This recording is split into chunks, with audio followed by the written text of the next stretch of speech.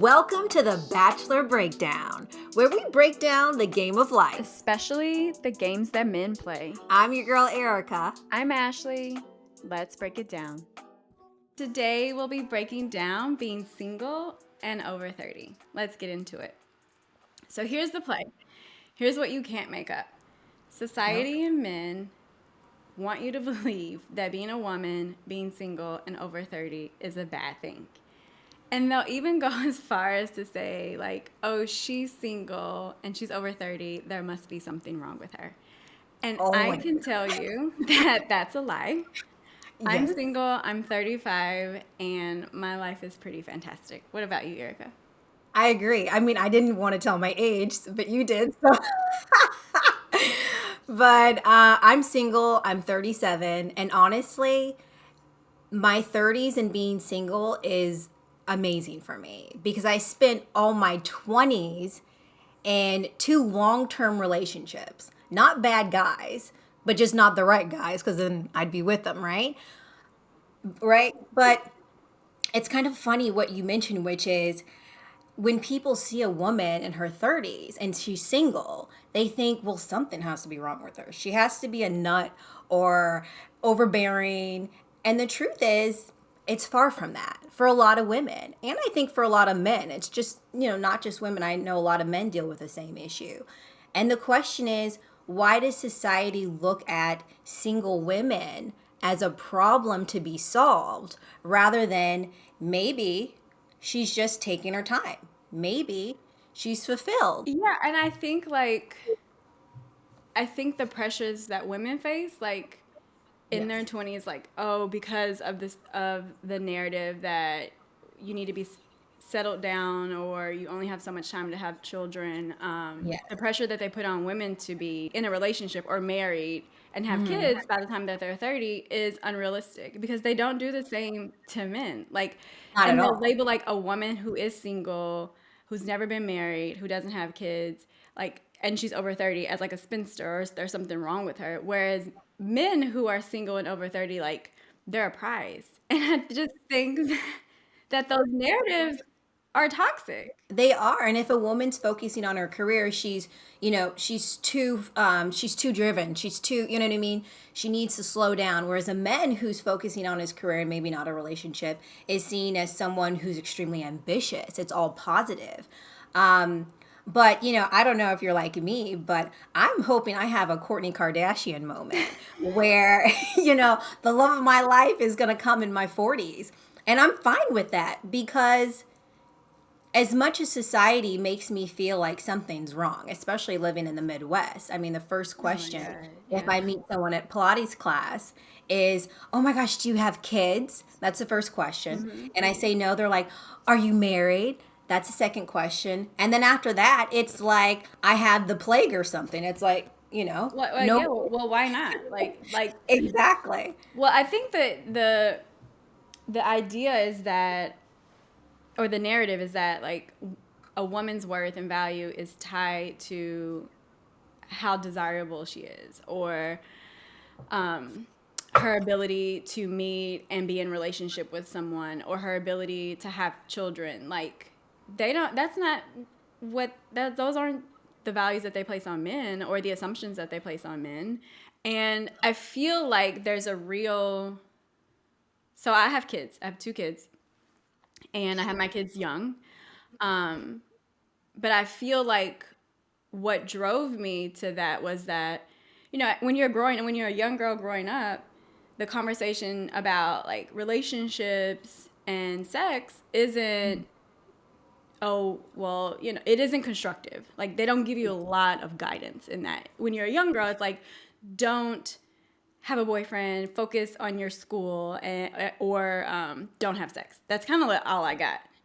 So as a teenager, I met my ex, and we started dating in our teens. I spent my 20s in a relationship with him. I had kids young. We were never married, but we were engaged. It didn't work out. So now I'm in my 30s. I have two kids, but I'm single. So I never really got that time to live on my own, figure out what I like, what I didn't like, figure out what I really wanted for myself and what I didn't want for myself. Like I went from basically my mom's house. I spent I think a year and a half on a college campus, and then I moved in with my ex fiance. It's like I didn't get the time to live outside of a relationship, whether it was a relationship with my family or a relationship with a romantic partner. And I feel like for so many women who marry their high school sweethearts or date young and end up in long-term relationships, like you miss the portion of your life that is self-discovery, where you figure out if you really want to be in a relationship, if you really want to have kids, like because I mean, it's the truth. We grow up with narratives and expectations, kind of put on us from like our families. 100%. I mean, my story is similar to yours, but different in that um, I, like you, I was in two. Well, one was 4 years in my 20s, one was 7 years. And so I hadn't dated a lot. I still really haven't dated a lot, even at my age. I didn't have my first kiss till I was 18. I was a very late bloomer, okay? I had my first child at 20. Right? Very late bloomer. But, so I spent my 20s in these relationships. And then, like 31, 32, I was still in these long term relationships. And they weren't horrible guys, but they had a lot of work they needed to do. And I stayed all this time. So that just caused more for me, in my opinion, more like battle scars, is what I call them. And I've found that in my 30s, I was open to dating, but I was still finding I was dating that same guy. The narcissist, or not to say they weren't good guys, they were great guys, but they still had work to do, just like I had work to do before they were really ready for a relationship. And so now I'm finding, I haven't dated in 2 years, and that's been by choice. Remind the people it's not because I haven't gotten asked out. It's because by choice. Remind them. But the thing, don't get confused. But the thing is that I haven't dated for 2 years as a choice because I had to say to myself, what's the definition of insanity? Doing the same thing over and over again and expecting a different result. Well, I knew I had to change something. And so I haven't dated for a year. I've been really working on repairing those scars from past relationships and really trying to become the best version of myself. So, as much as I hear it from my grandmother, don't hear it from my parents, thank goodness. I know that it's not for me. I'm not someone who can just push myself to be in a relationship to say I'm in one. I have to really be crazy about the person and they have to be right for me. Otherwise, I can't lie to myself. I can't do it. Well, yeah, I think that's what another thing about like single women who are over 30, it's like you've either spent your whole 20s dating and you're like, I'm tired. Or you've been in a long-term relationship since your teenage years or early 20s and you're like, I'm exhausted. And you spend your 30s kind of like recovering or really finding out what like What you like outside of, your identity outside of always, I would always go with the flow of whoever I dated.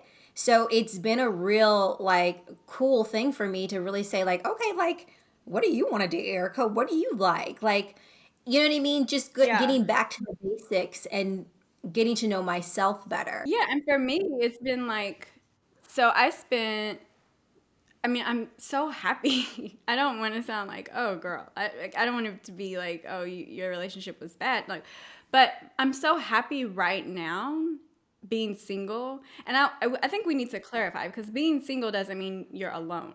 Like, I'm 35, I have two kids, and I have so many close, connected friendships and like family relationships that are caring and nurturing. I never feel alone. Like sometimes I'm like, whew, I got too many invitations to go to lunch or dinner or out this week. Like I am more connected and have more social outings than I ever had. And I was in a long term relationship for over a decade. And I remember like when I was in my relationship, I remember I was engaged, I had two kids, I had a family. But I remember being so alone, like and isolated. And what I realize now is that it was because all of my energy and like time and like physical labor and emotional labor I was putting into raising two small kids and my relationship. And outside of that, like I didn't have the capacity. I hardly had time for myself. So I didn't really have time to cultivate and nurture outside friendships and relationships because I was just spent. And now that I don't have that responsibility of managing someone else's feelings or expectations, like I really have the ability to be in relationships and connections that feel good and are mutual. And I think for a lot of women in their 30s, they realize that. You know, what's really interesting is there's a lot of stats regarding this. And I want to read this stat to Yes, don't take our word for it. you. Yes, yes. There is research to support what we're talking about. And that's the main thing that you and I really connected in is that it's one thing to feel one way, but we're very much so realistic where we want to be able to also look at the stats, look at some figures. Yes, because I'm a nerd in real life. Like, I love research. Me And I too. also like feeling like I'm not crazy because in reality, like, people's beliefs and narratives and the Yes. overall, like, societal expectations, they will have you believing that you're crazy or that you're the only Oh, one they that will. feel the way that you do. And we're not. Like, research supports our opinions. And so that's why I love what you just said, which is your relationships that you have outside of a romantic relationship are ones that you're really nurturing right now. Hmm. So you're actually not alone. If anything, you're just surrounded even more with more support and love. And that's a big thing for me too. My girlfriends are everything to me. We travel together, we make plans, we talk daily. And for me, that's extremely fulfilling as well as the relationship I have with my family since we're super close. So here's a stat that I love. It says that single individuals are more likely to frequently stay in touch provide help and receive help from parents, siblings, neighbors, and friends than their married counterparts. In Wow. a 2016 study from Boston College and the University of Massachusetts, they said being single increases the social connections of both men and women. So I Wow. thought that was interesting that you say that because when we get in relationships, what do? We tend to become hermits and kind of Yeah. like we don't really expand or make time. And I understand it. But it's interesting that the facts are here. Yeah, and that's one thing I always tell my daughter. She's 15 and she would like to start dating, but I don't know if it's the protective part of me, but I also am open with her and have conversations like these with her. It's that I think when you date too young, you learn maladaptive behaviors, and what I mean is you learn to compromise on things when you really shouldn't. Like I don't want she's 15, I don't want her giving up her volleyball or anything she wants to do because someone else will be mad that they're not getting her time. It's like, no, you get in where you fit in right now. Like this is the time when you dedicate that to yourself. But you have your whole life to be in relationship. And I think that should be the narrative. Like you have your whole life to be in relationship and along the way you will be in many relationships, but that your relationships don't that they shouldn't consume all of you. Like you should have a full life. 100%. And I think another thing that I love what you said is that I think that men and I'm not a parent, but I'm very involved in my niece and nephew's life. And I think that parents or caregivers need to have that same narrative that they have with their son as they do with their daughter. Meaning, what do we tell sons, boys all the time? You have time. It's more than enough Mhm. time. Focus on you. Do you. Live your life. But with women, it's a different narrative. It's, hey, whether it's stay in shape so you can get the guy, go to the right college. These are things that I didn't have. My parents were never that way. I had the dude narrative, which is probably why I'm still single and very much so thinking I have millions of years to do what I want to do. But, I've heard it from a lot of girlfriends where, a lot of them went to college, the right college to meet the right guy, and their life was to look good. That was their job, was Yeah. to make sure everything was right and tight. And don't get me wrong, I want to look good too, but that's not my main focus.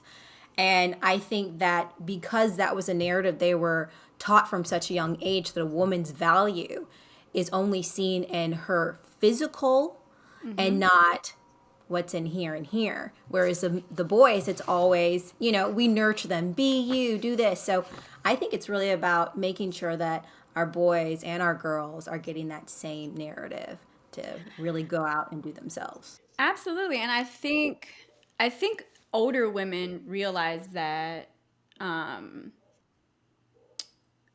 once they have been in relationships, once they have been married, or once they do have kids, like if you talk to an older woman who's been divorced, or her husband's passed away, or has grown adult children, and they're single, and you ask them like, well, you never wanted to remarry, or you don't want to be in a relationship. I think what I hear from a lot of older women is like, no, like I don't want the responsibility or burden of taking care of someone. And I think that it goes along with what you were saying. It's like women are raised to nurture and care for and be in relationships and serve. And there's even like research to support that. A professor from the University of Essex, Emily Grundy, said like there's evidence that women spend longer on domestic tasks than men. They do more emotional work. They still do more housework, cooking, cleaning, and all that coupled with the responsibility of having a career or raising children. Men are raised to provide. Which is a big job. I'm not to say that's not a huge thing, but It's a huge job, but providing and contributing in a relationship are two completely different things. And I think once women reach a certain age, they're like, I don't want to do that anymore. And I think I'm there, and I think I'm young to be there. Like I'm 35, and I'm like, no, I think I've put my time in. I think I've done that. I think I've cared for people and nurtured them for a really long time. And at this point in my life, like I'm not even interested in like a romantic relationship long term, because I'm very comfortable with my freedom and my freedom to go and come in as I please. I don't really have to consider anyone's feelings, and it's probably horrible to say that I don't want to consider anyone's feelings, no, but I I get it. don't. I don't Yeah, want to consider yeah. anyone's feelings, and I don't really want the emotional labor of a relationship. I love my connections. I Mm-hmm. love my 100%. friends. I don't want to have to explain anything, and I think if our relationships got healthier, then Yes. maybe. But like you said, Yes. like I want somebody who's worked on themselves and is fine being not in a relationship. That way, when we come together, we both Mm-hmm. have a mutual understanding of this is what I Mm-hmm. have to contribute. I'm not here to take care of you, 100%. and we can, like you either want this or you don't. So yeah. Exactly. Yeah. And I completely can understand and identify with those stats. And like you mentioned, I've spoken to many women that are older, even men, and they all have the same thing. If you can find the right person, which sometimes I feel is like finding a needle in a haystack, if you can find the right person, there's nothing more beautiful. Right. But if you don't and you rush and you don't take your time with it, there's nothing worse. I mean, it can really just drain you and strip you. And I also So, think that there's a level of scarcity that people would like for you to integrate into your life and like live with. Like people want to make you believe that you won't find anybody. There are oh, 8 billion people in oh, the that world. level of fear. Yeah, yeah, Yeah. yeah. Like For there's sure. 8 billion people here. Like there's Yes, I someone can for find you. someone. You don't And have to really settle. what I always tell my close girlfriends, and I say this to everyone, and this is what I go by, is that people look at me and they're thinking, "You're 37, you have no kids," and I definitely want kids. Um, but I always say this: I'd rather take my time now at 37 rather than at 37, because there's guys I could go say, "Let's just do it, let's get married," okay? Mhm. But it wouldn't last because I No. wouldn't be happy, and I can't be authentic that way. It just No. doesn't work for me. No. So I could do that, right? Mhm. But it's just going to end in divorce, and it's not fair to that individual, and it's not fair to me. So I'd rather take my time now at 37, and maybe I meet the love of my life at 41. Maybe I meet him at 42. But Yeah. I'd rather meet the love of my life at 42 as a full version of myself rather than rushing into something at 37 that I know is not right for me, getting a divorce at 40, having to recover from that, and then starting that road of trying to find the love of my life at an even older age. Yeah, why would you like you're single and you're happy. Why would you mess that up because you're trying to 100%. fulfill some societal standard? I mean, there's literally there's a stat for that. Yeah. According to happiness Oh. expert Paul Dolan, a professor of behavioral science at the London Uh-huh. School of Economics, women who are single with no children are the happiest.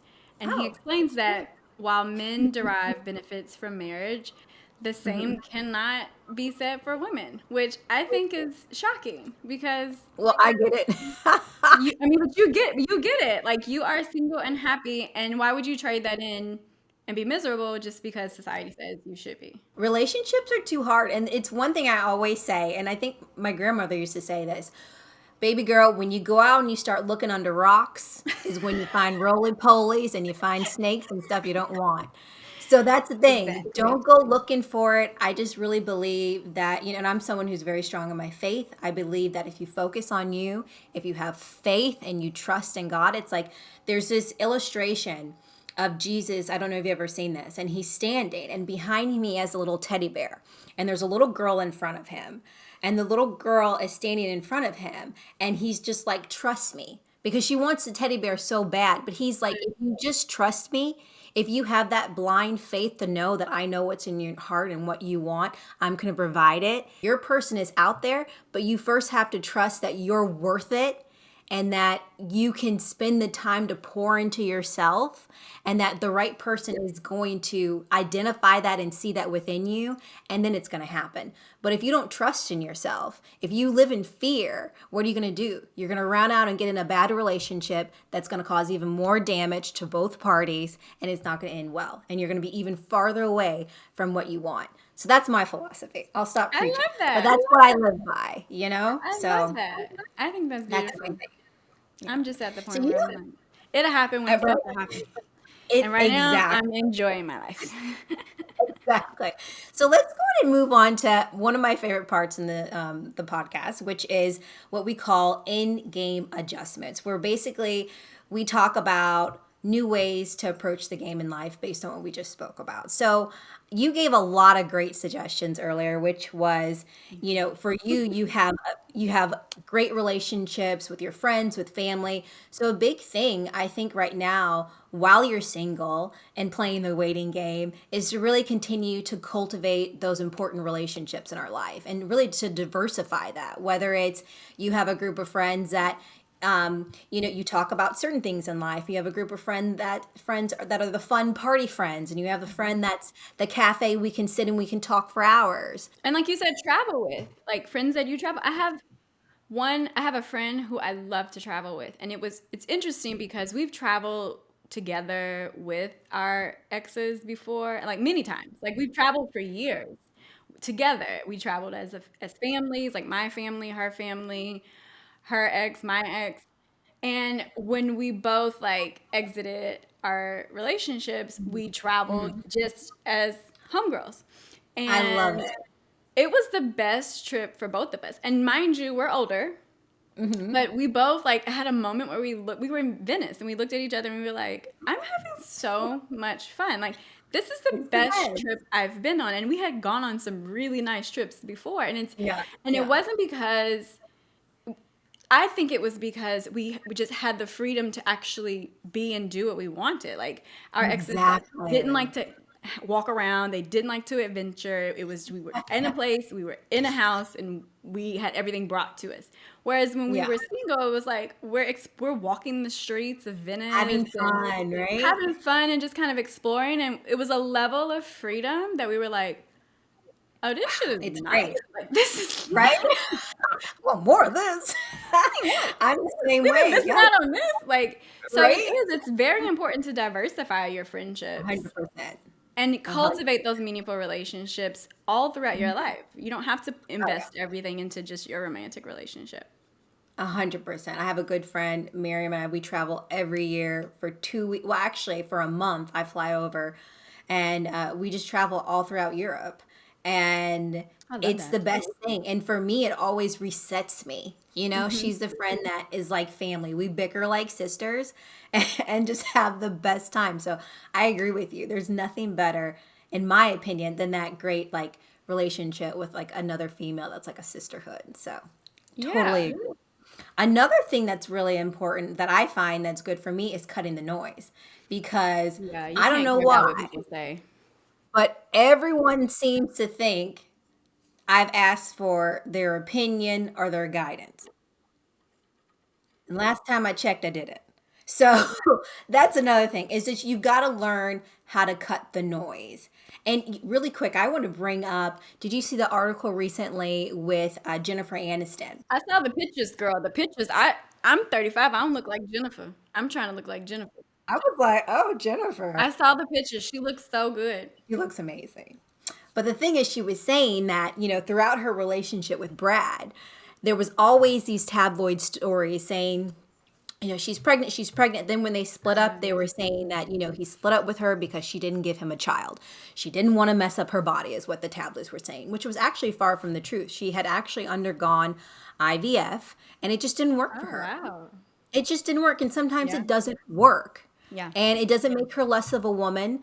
But the problem is, once again, and I strongly believe this, I'm just going to put it out there, never ask a woman, I don't care what age she is, if she wants children, if you don't ask it because That's you not don't your know what people are business. no, you don't know Yeah. what they're struggling with. Don't ask it. Ever ask that. But I thought it was really interesting the article that she had said, she had struggled with this.